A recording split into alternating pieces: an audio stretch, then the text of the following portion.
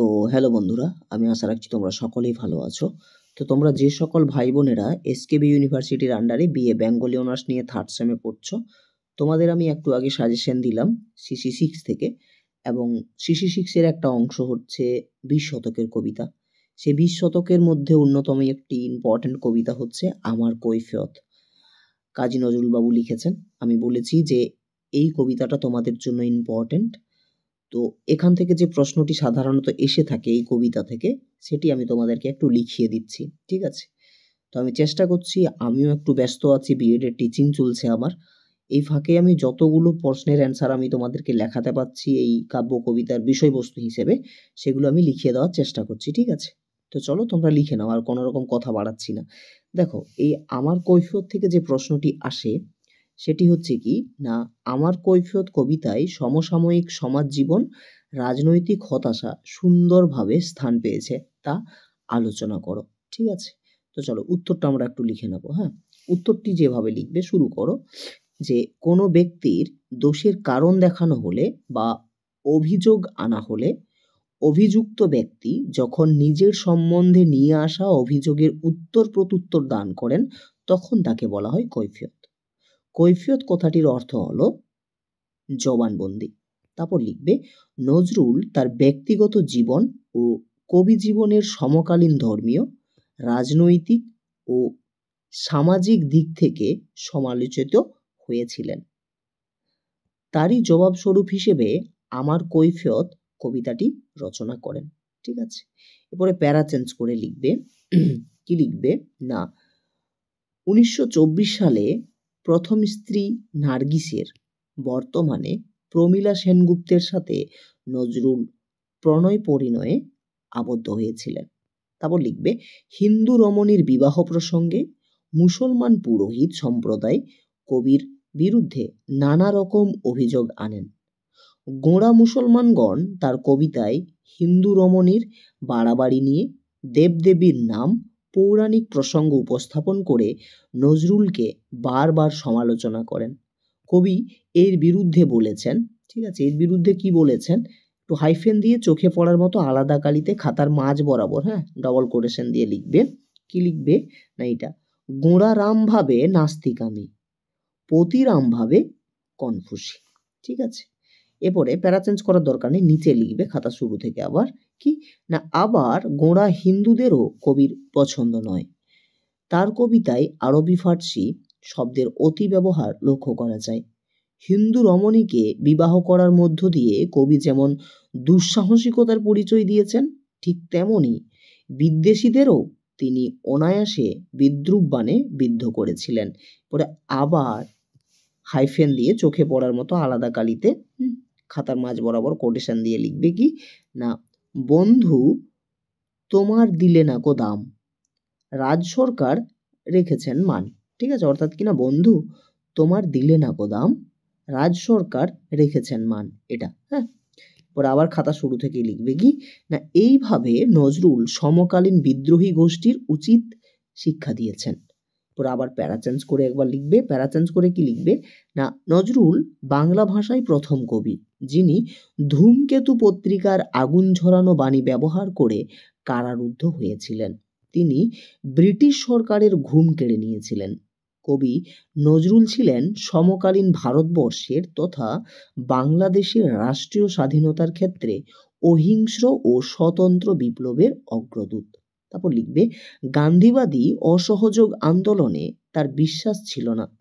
মহাত্মা গান্ধী, ঋষি অরবিন্দ, রবীন্দ্রনাথ ঠাকুর প্রমুখ নরমপন্থী কবিগোষ্ঠী নজরুলের ধূমকেতুর কড়া সমালোচনা করেন।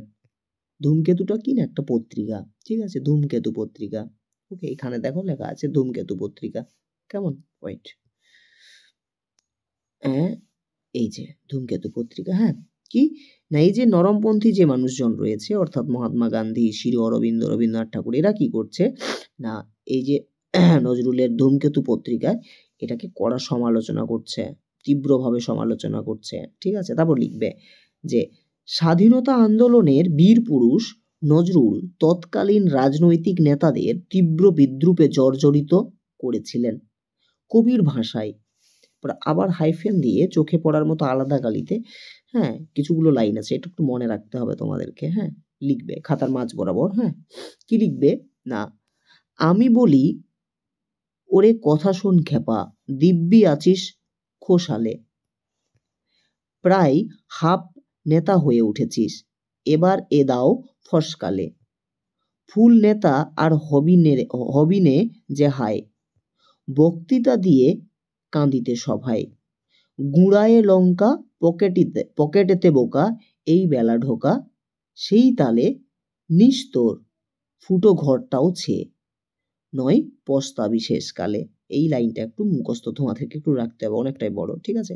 তারপর লিখবে, প্যারা চেঞ্জ করার দরকার নেই, খাতা শুরু থেকে লিখবে। কারণ রাজনৈতিক নেতাদের স্বার্থপরতা, সুযোগ সন্ধানী মনোভাব, সাধারণ মানুষের প্রতি জনদরদি ভান করা, নিজ নিজ আর্থিক স্বচ্ছন্দ গড়ে তোলা, দেশের মানুষকে বোকা বানিয়ে রাজনৈতিক পতাকাকে ঊর্ধ্বে তোলা প্রভৃতি কবির চোখে ঈর্ষার বিষয়। কেননা রাজনৈতিক নেতারা মানুষকে ভালোবাসে না, তাদের স্বার্থপরতা যেন কবির চোখে সাধারণ সহজ সরল মানুষকে ঠকিয়ে পাওনা আদায় করা। অবশ্য নজরুলের সমকালে নয়, বর্তমান রাজনৈতিক প্রেক্ষাপটেও একই উক্তি করা যেতে পারে। তাই তিনি সমকালে চিহ্নিত করলেন একালের বিদ্রোহী কবিতার রূপে, ঠিক আছে। পরে আবার মানে হাইফেন দিয়ে চোখে পড়ার মতো আলাদা কালিতে কোটেশন দিয়ে লিখবে খাতার মাঝ বরাবর, কেমন? এটা শুরু থেকে হয়ে গেছে, তো খাতার মাঝ বরাবর লিখবে। হ্যাঁ, কি না, পরোয়া করি না বাঁচি বা না বাঁচি, যুগের হুজুগ কেটে গেলে মাথায় উপরে জ্বলিছেন রবি, রয়েছে সোনার শত ছেলে। তারপরে প্যারা চেঞ্জ করে লিখবে। হ্যাঁ, এটা প্যারা চেঞ্জ করে লিখবে এখান থেকে। কি না, তাই পরিশেষে বলা যায়, আমার কৈফিয়ত এক দিক থেকে যেমন কবির জীবন দর্শনের শ্রেষ্ঠ দলিল, তেমনি এই কবিতায় সমকালীন ভারতবর্ষের ক্ষতবিক্ষত ছবিটিও ধরা পড়েছে। তাই ভারতবর্ষকে সঠিক পথে পরিচালনার নির্দেশও তিনি দিয়েছেন এই কবিতার মধ্য থেকে, ঠিক আছে, বা এটা সরাসরি লিখতে পারো। তাই ভারতবর্ষকে সঠিক পথে পরিচালনার নির্দেশও দিয়েছেন। নির্দেশ দিতে গিয়ে কবি জীবন বেদনায় আপ্লুত হয়েছেন। তারপরে লিখবে, বেদনার ভাষায় অত্যাচারী মানুষদেরকে কবি অভিশাপ দিয়েছেন এবং সর্বশেষে দরিদ্র, মেহনতি, কৃষক, সাধারণ মানুষ ও মূর্খ ভারতবাসীর পাশে দাঁড়িয়েছেন। এখানেই নোটটির অ্যান্সার কিন্তু শেষ হয়ে গেল, ঠিক আছে। তো দেখো, যে সকল প্রশ্নগুলো একটু অন্য ধরনের, প্রশ্নগুলো একটু আলাদা টাইপের লিখতে হবে, সেগুলো আমি তোমাদেরকে লিখিয়ে দিচ্ছি, ঠিক আছে। আর আমি চেষ্টা করছি বাকি যে আমি 4খানা কবিতা দিয়েছি বা যতগুলো তোমাদের কবিতা রয়েছে, আমি শর্ট সময়ের মধ্যে আমি দেওয়ার চেষ্টা রাখছি। আজকে রাত্রিতে জানি না, এরপরে হয়তো আরেকটাও সাথে সাথে আপলোড হয়ে যেতে পারে 12টার মধ্যে, ঠিক আছে, রাত্রি 12টার মধ্যে। তো দেখা যাক আমি দিতে পারছি কিনা। তো এটা একটু তোমরা মোটামুটি দেখে নিয়ে যাবে, যদি পরীক্ষাতে আসে তো তোমরা যেন লিখতে পারো। হ্যাঁ, কি না, আমার কৈফিয়ত কবিতায় সমসাময়িক সমাজ জীবন, রাজনৈতিক হতাশা সুন্দরভাবে স্থান পেয়েছে তা আলোচনা করো, 10 নম্বরের। হ্যাঁ, ঠিক আছে, তাহলে চলো, সকলেই ভালো থাকবে, ভয় পাওয়ার কোনো কারণ নেই। আমি দেখি, চেষ্টা করছি। কালকেও আমার বিএড টিচিং আছে, ঠিক আছে, কালকেও যেতে হবে, 8:30টার সময় বেরোতে হচ্ছে, আর ফিরছি সেই স্কুল ছুটির সময়। এখান থেকে প্রায় মোটামুটি 18 কিলোমিটার দূর আমার স্কুলটা, যে স্কুলে পড়েছে, ঠিক আছে। তাহলে ফিরতে মোটামুটি 5টা 5:30 হয়ে যাচ্ছে, আর এসে নিয়ে ভিডিও বানানো একটু চাপের, আর যে এরকম পরিবেশ এখন ঠান্ডার, সেই দিক দিয়ে। তো চলো, যাই হোক, আর কথা বাড়াচ্ছি না, সুন্দরভাবে খাতাতে লিখে নাও প্রশ্নটির অ্যান্সার এবং বাড়িতে বসে প্র্যাকটিস করো, ঠিক আছে। প্রশ্ন সোজাই আসবে, চাপ নেওয়ার কিন্তু কোনো কারণ নেই। আমি দেখছি বাকি কবিতাগুলো কি করা যেতে পারে। হ্যাঁ, চলো, সকলে ভালো থাকো, ভালো থাকার সাথে সাথে পড়াশোনা করো, দেখা হচ্ছে পরবর্তী ভিডিওতে। ওকে, চলো।